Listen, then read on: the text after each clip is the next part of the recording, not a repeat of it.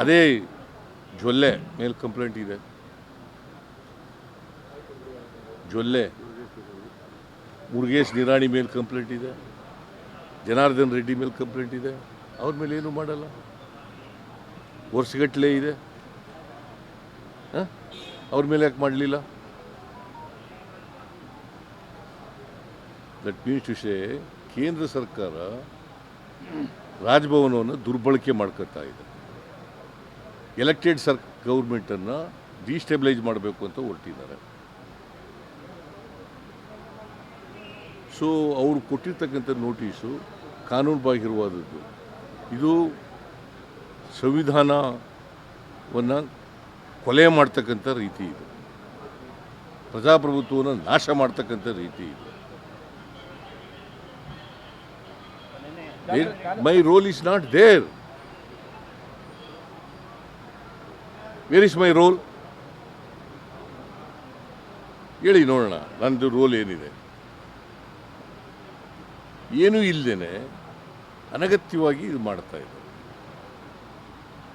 So ಅದಕ್ಕೆ ನಾವು show cause notice ಕೊಟ್ಟಿರ್ತಕ್ಕಂಥದ್ದು ಕಾನೂನು ಬಾಹಿರವಾಗಿದೆ, ಸಂವಿಧಾನಕ್ಕೆ ವಿರುದ್ಧವಾಗಿದೆ. ಅದಕ್ಕೋಸ್ಕರವಾಗಿ ಇದನ್ನು ಎಲೆಕ್ಟೆಡ್ ಗೌರ್ಮೆಂಟನ್ನು ನೀವು ಅವರ ಕೈಗೊಂಬೆ ರೀತಿ ಕೆಲಸ ಮಾಡ್ತಾ ಇದ್ದೀರಿ. ಸೆಂಟ್ರಲ್ ಗೌರ್ಮೆಂಟ್ನ ಕೈಗೊಂಬೆ ರೀತಿ ಕೆಲಸ ಮಾಡ್ತಾ ಇದ್ದೀರಿ.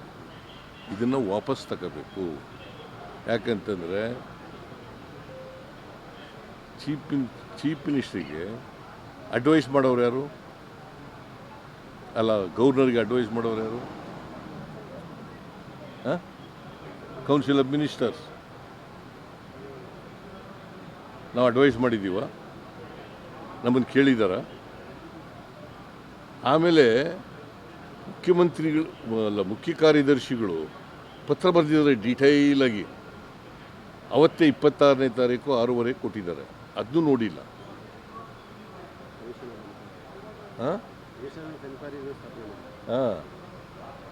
ಆಮೇಲೆ ನಾವು ಜುಡಿಷಿಯಲ್ ಕಮಿಷನ್ ಮಾಡಿದ್ದೀವಿ 14ನೇ ತಾರೀಕೆ. ಅದು ಜುಡಿಷಿಯಲ್ ಕಮಿಷನ್ ಮಾಡಿದ್ಮೇಲೆ ಯಾಕೆ ಮಾಡಿರೋದು ಜುಡಿಷಿಯಲ್ ಕಮಿಷನ್ನ? ಅದ್ರ ವರದಿ ಬರಬೇಕಲ್ಲ. ಏನಾದ್ರು ಕಾನೂನು ರೀತಿ ತಪ್ಪುಗಳಾಗಿದ್ದರೆ ಅದನ್ನು ಎಂಕ್ವೈರಿ ಮಾಡಿ ಕೊಡಿ ರಿಪೋರ್ಟನ್ನು ಅಂತ ಹೇಳಿದ್ದೀವಿ. ಅದನ್ನು ಕನ್ಸಿಡರ್ ಮಾಡಿಲ್ಲ. ಸೊ ಇವರು ರಾಜ್ಯಪಾಲರು ಸಂಪೂರ್ಣವಾಗಿ ಕೇಂದ್ರ ಸರ್ಕಾರದ ಕೈಗೊಂಬೆ ರೀತಿಯಲ್ಲಿ ಕೆಲಸ ಮಾಡಿದ್ದಾರೆ. BJP JDSನವರ ಕೈಗೊಂಬೆಯಾಗಿ ಕೆಲಸ ಮಾಡಿದ್ದಾರೆ ಅಂತ. ಯಾವುದು ಏನು ಎಲ್ಲ ಎಕ್ಸ್ಪ್ಲೈನ್ ಮಾಡಿದ್ದೀನಿ ಅವ್ರಿಗೆ ಪರಿಸ್ಥಿತಿ ಅರ್ಥ ಆಗಿದೆ. ಯಾಕೆ ಅಂತಂದ್ರೆ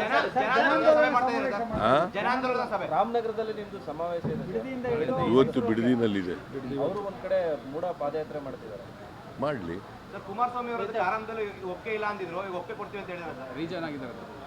ಅವರು ಕೇಂದ್ರದ ಮಂತ್ರಿ. ಯಾರು ಅವರು? ಕೇಂದ್ರದ ಮಂತ್ರಿ, JDSನ ನಾಯಕ. ಏನೂ ಇಲ್ಲ ಈ ಕೇಸ್ನಲ್ಲಿ ಅಂತ ಒಂದ್ಸಾರಿ ಪಾದಯಾತ್ರೆ ಬೇಡ ಅಂತ ಹೇಳ್ತಾರೆ. ಮಳೆ ಜಾಸ್ತಿ ಆಗಿದೆ, ಜಲಾಶಯಗಳೆಲ್ಲ ತುಂಬಿಕೊಂಡಿದ್ದಾವೆ, ಪ್ರವಾಹ ಬಂದಿದೆ. ಅದ್ರ ಕಡೆಗೆ ನಾವು ಗಮನ ಕೊಡಬೇಕು. ಈಗ ಹೊರಟೋಯ್ತಾ ಅದು? ಮಂತ್ರಿ ಪದವಿಗೆ ಡ್ಯಾಮೇಜ್ ಆಗುತ್ತೆ ಅಂತ ಕೇಂದ್ರ ಸರ್ಕಾರದಲ್ಲಿ ಮಂತ್ರಿ ಆಗಿದ್ದಾರೆ. ಅವ್ರ ಮಾತನ್ನ ಕೇಳ್ತಾ ಇದ್ದಾರೆ ಅಂತ. ಅವ್ರ ಮಾತನ್ನೇ ಕೇಳ್ತಾ ಇದ್ದಾರೆ ಅಂದರೆ ಇವರು ಸ್ವಇಚ್ಛೆಯಿಂದ ಮಾಡ್ತಾ ಇಲ್ಲಲ್ಲ. ಇದನ್ನೆಲ್ಲ ಎದುರಿಸೋದಕ್ಕೆ ನೀವು ಎಷ್ಟು ಮಟ್ಟಿಗೆ ಸಿದ್ಧರಾಗಿದ್ದೀರಿ? ನಾವೆಲ್ಲ ಸಿದ್ಧ ಆಗಿದ್ದೀವಿ, ಎಲ್ಲ ಎದುರಿಸ್ತೀವಿ. ಮಳೆಯಿಂದ ಮನೆಗಳು ಬಿದ್ದೋಗಿದೆ. ಎಲ್ಲ ವರದಿ ತರಿಸ್ತಾ ಇದ್ದೀನಿ. ಮನೆ ಬಿದ್ದಿರೋದಿರ್ಬೋದು, ರಸ್ತೆ ಕೆಟ್ಟಿರೋದಿರ್ಬೋದು, ಬ್ರಿಡ್ಜ್ಗಳು ಬಿದ್ದೋಗಿರೋದಿರ್ಬೋದು, ವಿದ್ಯುತ್ ಕಂಬಗಳು ಹೋಗಿರ್ತಕ್ಕಂಥದ್ದು ಇರ್ಬೋದು. ಇದ್ರ ಬಗ್ಗೆ ಎಲ್ಲ ವರದಿ ತರಿಸ್ತೀವಿ. ಗೊಂದಲ ಆಗಿದೆ ಸರ್. ಅಂದ್ರೆ ಮನೆಗಳು ಕಟ್ಟಿಸ್ಕೊಡ್ತೀವಿ ಮತ್ತೆ ಪರಿಹಾರನೂ ಕೊಡ್ತೀವಿ ಅಂತ ಕೃಷ್ಣ ಬೈರೇಗೌಡರು ಹೇಳಿದ್ದಾರೆ. ಆದೇಶ ಆಗಿಲ್ಲ. ನಾವು ಕ್ಯಾಬಿನೆಟ್ನಲ್ಲೇ ತೀರ್ಮಾನ ಮಾಡಿದ್ದೀವಿ. SDRFನವರು ಸರ್ಕಾರ ಎಷ್ಟು ಕೊಡಬೇಕು, ಅದ್ರ ಜೊತೆಗೆ ಒಂದು ಮನೆನೂ ಕೊಡ್ತೀವಿ. ಮನೆನೂ ಕಟ್ಕೊಡ್ತಾರೆ. ಆದೇಶ ಆಗುತ್ತಾ ಸರ್? ಯಾವಾಗ ಆಗುತ್ತೆ ಸರ್ ಆದೇಶ? Thank you sir.